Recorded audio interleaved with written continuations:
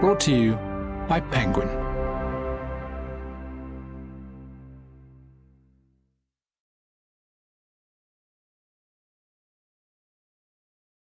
The Fuck It List by John Niven. Read by Ian Porter. America, 2026. 1. Usually, everyone asks the same question. I see, Frank repeated.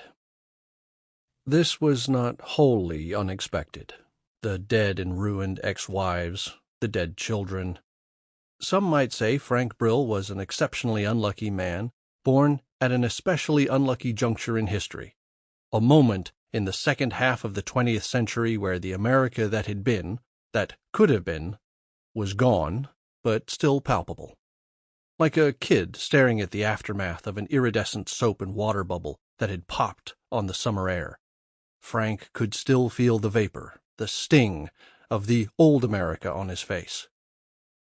But still, here it was, the final insult. He almost felt like laughing. Laughing at fate. Fuck me? No, fuck you.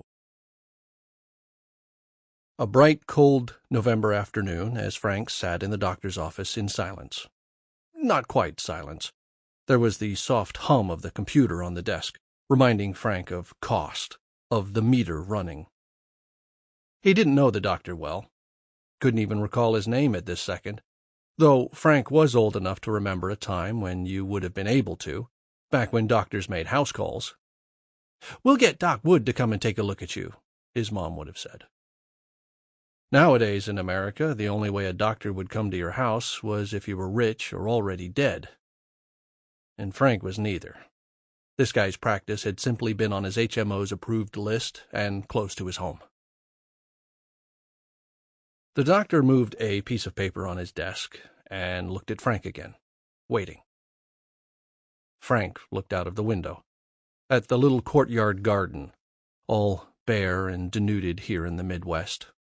There was a magnolia tree, the buds at the ends of the branches tiny and dead-looking.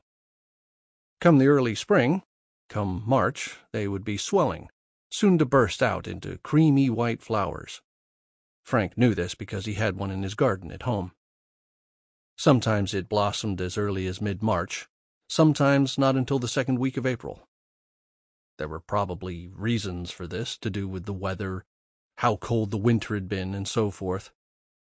He'd ask Alexa when he got home.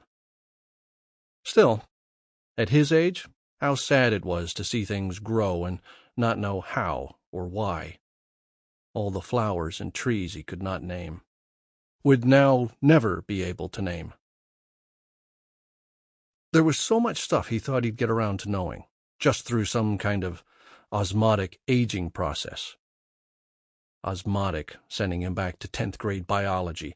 Him and Robbie M. tearing it up at the back of the class. Robbie in his Styx t-shirt. Like about carpentry or electrics. The things old guys seemed to know about when you were a kid. But Frank had somehow missed all of that stuff, and kids today didn't seem to know it had existed.